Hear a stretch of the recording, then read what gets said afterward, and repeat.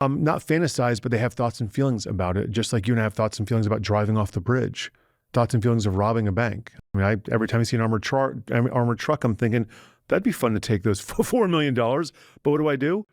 Move on with my day. So everyone has intrusive thoughts. 99.9% of us have thoughts about sex, drugs, rock and roll, horrible things. And for most of us— Wait, those things are bad? For 93 to 94% of the population, so there's about 4 to 6% of the population that battles OCD, they just Teflon right off of us. Thought about punching someone at a restaurant. I have the thought, stabbing them in the eye and moving on. Road rage, I have a thought of tailing that person and doing something back to them, and I just move on. But for the person who has OCD, that thought doesn't go away so easily. And then they start thinking about it. And then they start wondering about it. As someone who has what's acronymed as POCD, pedophilia OCD, they don't even want to hear the word. They don't even want to see it on a checklist. And then how does that differ from a pedophile? A pedophile is completely at peace with the fact that they think about it? Whether they're at peace or not, whether they ever eventually actually hurt a child, they think about it. They're turned on by it.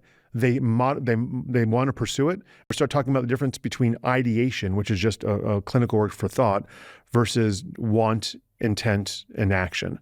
And so someone who's a pedophile or someone who wants to hurt someone else, someone who wants to rob a bank, thinks about it, plots it, and whether they're lucky enough to do it or not, robbing a bank, maybe they do, maybe they don't, but they have full intent on it.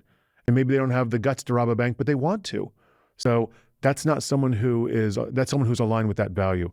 People who have OCD are not aligned with anything associated with hurting other people, wanting to bother other people.